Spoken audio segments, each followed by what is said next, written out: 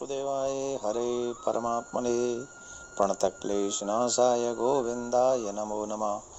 वृंदावन कलानाथौ हृदयानंदवर्धनौ सुखदौ राधिका कृष्णौ भजेयम कुंजगामिनौ।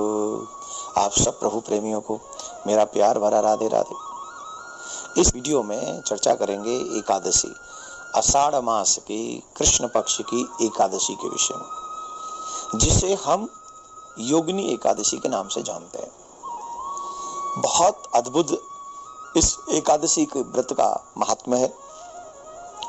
पद्म पुराण के अनुसार योगिनी एकादशी व्रत के दिन व्रत या उपवास करने से सभी तरह के पाप, जो कि मनुष्य योनि में जाने अनजाने में अनेक प्रकार के पाप होते हैं, एक दो पाप नहीं होते हैं। हम लोग मनुष्य हैं, अनेक प्रकार के पाप कर बैठते हैं।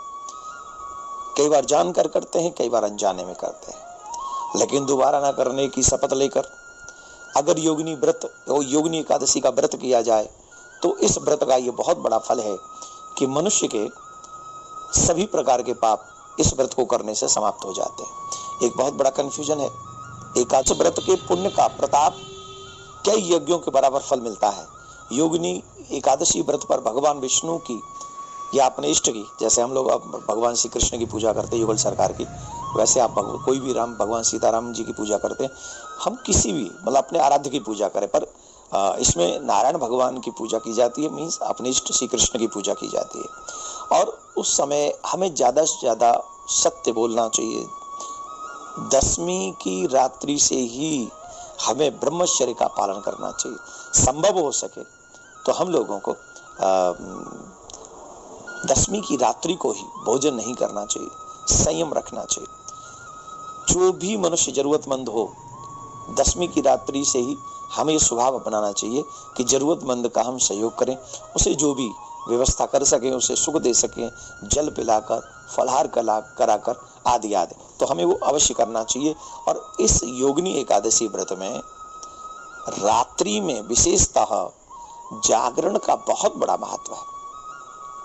जिस व्यक्ति को प्रचुर संपत्ति चाहिए, सुख चाहिए, ऐश्वर्य चाहिए, यश चाहिए, ऐसे मनुष्य को योगिनी एकादशी की रात्रि में व्रत करना चाहिए। आषाढ़ माह के कृष्ण पक्ष की एकादशी को जो व्रत करता है उससे बहुत बड़े पुण्य की प्राप्ति होती है, बहुत सुंदर उसे लाभ मिलते हैं। भगवान श्री कृष्ण ने युधिष्ठिर जी से भी यही बताया था। भगवान श्री कृष्ण ने कहा था कि एकादशी के व्रत का बहुत बड़ा महात्म्य है। हमारी मान्यताओं के अनुसार जो व्यक्ति योगिनी एकादशी का व्रत करता है उसे पृथ्वी पे सभी प्रकार के सुख प्राप्त होते हैं।